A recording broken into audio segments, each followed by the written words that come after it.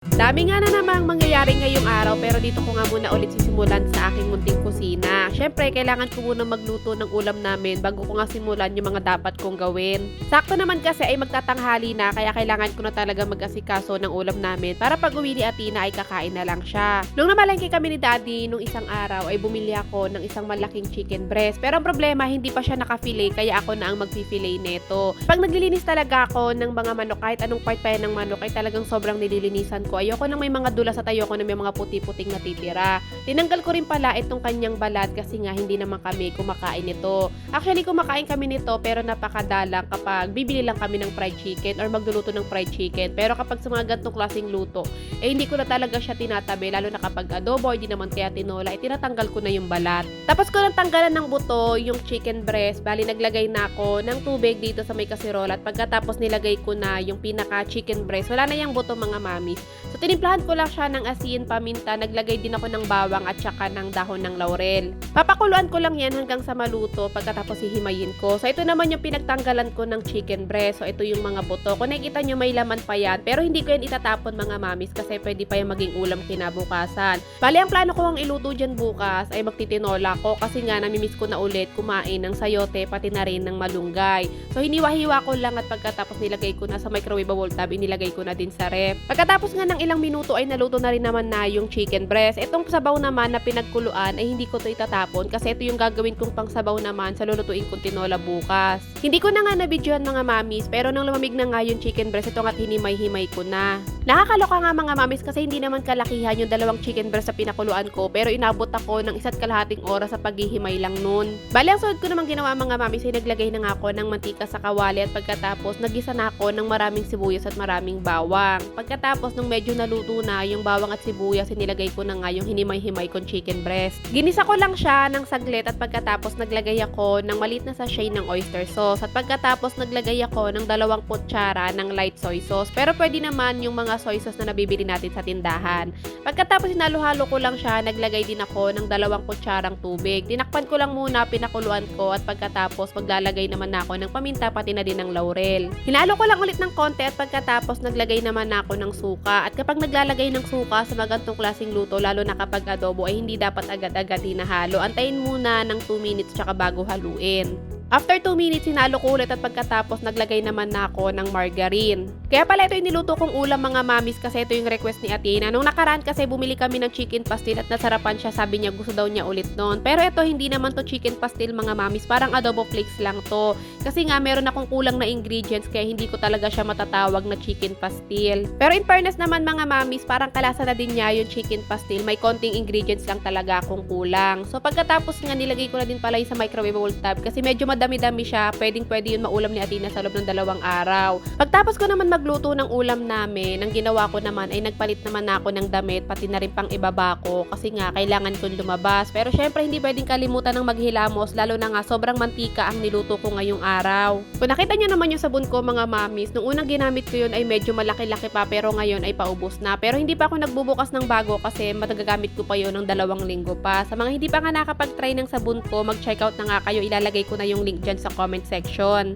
Sinasabi ko nga sa inyo mga mamis, marami na nakapag-try ng sabon ko na yun at talaga namang magaganda ang feedback nila.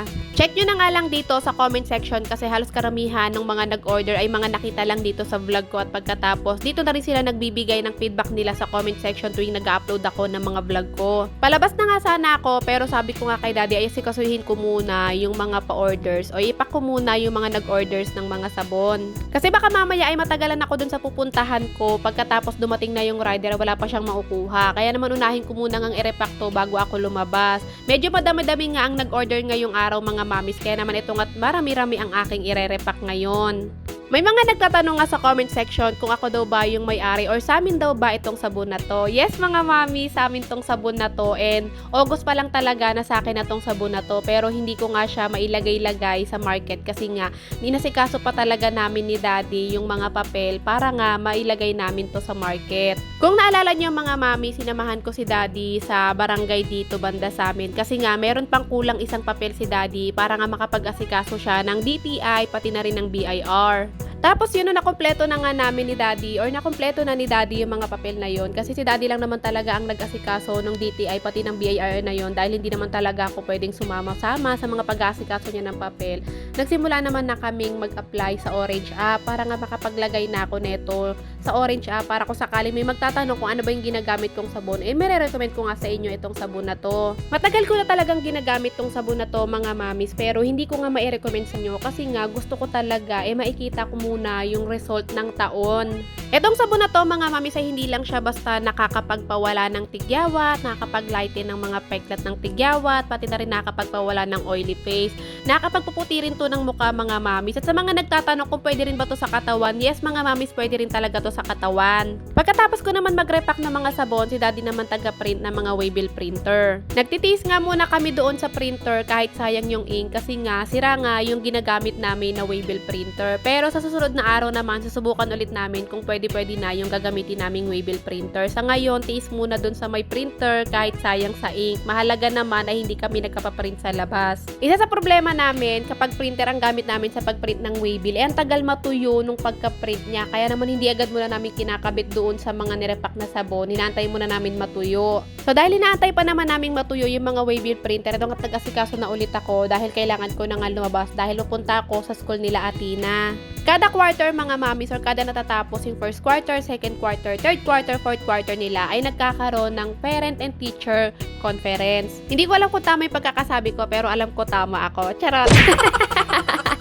Hinatid na nga pala ako ni Daddy kasi naawa siya sa akin. Baka daw maglakad ako ng malayo. Pero buti nga hinatid niya ako kasi maling gate yung pinuntahan namin. Dito pala dapat kami dumaan sa likod. Dito rin naman to mismo sa school nila Athena pero ang daan sa likod. Kaya sa kabilang street pa kami dumaan ni Daddy. Pagpasok ko nga dito ay mupo muna ako dito kasi nga may isa pang kausap yung teacher nila Athena. Habang nakaupo nga ako dito, sakto naman pala nung mga oras na to ay break time nila Athena. At sakto naman dito banda yung kantin nila. Kaya naman yung classmate ni Athena tinawag siya sa kantin. Ito nga't nagkaway-kaway. Pero umalis din siya agad mga mamis. Ganyan ka nonchalant si Athena. Tapos yung mga classmates niya nakakatuwa kasi nanonood pala sa amin. Pero gusto sana nilang magpa-post or i-post ko to, nakita yung mga mukha nila. Pero hindi pwede mga mamis kasi nga hindi naman ako nagpaalam sa mga parent nila. Mahirap na baka mareklamo tayo. Kaya kailangan kong takpan yung mga mukha nila para na rin sa safety nila. Saglit lang naman ako sa school mga mamis, hindi ko na nga nabidyohan yung pag-uusap namin ni teacher kasi bawal. So nakuha ko na rin yung mga performance task ni Athena, yung mga exam niya, pati na rin yung mga activities nila. Kaya naman ito nga't naglakad ako at umuwi agad ako. Pagdating ko nga dito sa bahay, pinakita ko agad kay Daddy and sobrang proud kami kay Athena kasi kahit papano ay napakatataas ng mga grades niya sa kanyang mga exam, pati na rin sa kanyang mga performance task, pati na rin kanyang activities. Hindi naman lahat matataas mga mamis, may mga mabababa din, pero hindi na namin yung pinoproblema or hindi na namin pinapagalitan si Athena sa mga ganong bagay kasi alam naman namin na ginawa niya yung best niya para masagutan yung mga exam pati na rin yung mga activities niya. Kaya si Athena mga mamis hindi talaga yung nape-pressure pagdating sa pag-aaral kasi sabi namin sa kanya, kahit mababa or mataas yung mga grades mo ay sobrang proud kami lagi sa kanya. So ayun yung lagi naming tinatatak sa utak ni Athena para nga hindi siya ma-pressure tuwing papasok siya sa school. Pagkagaling ko sa school nila Athena kanina ay nagpahinga lang ako at mga bandang tanghali, sinundo na nga ni Daddy si Athena. And syempre, nagtanong si school kung kamusta daw. Nakikipag-usap ko sa teacher niya. And syempre, sabi namin nga, ay proud na proud kami sa kanya. Kasi nga, maganda yung mga sinabi ni teacher niya tungkol sa kanya. At bukod doon, matataas naman yung mga grades niya. Pinagbihis ko na nga si Athena. Ako naman, natapos naman ako maglagay ng mga waybill dito. Actually, kanina, nadagdagan pa talaga tong mga pa-orders na to. Kaya medyo mas dumami pa siya. Nilagay ko na dito sa eco bag para pagdating ng rider, si Daddy na ang magbababa na ito mamaya.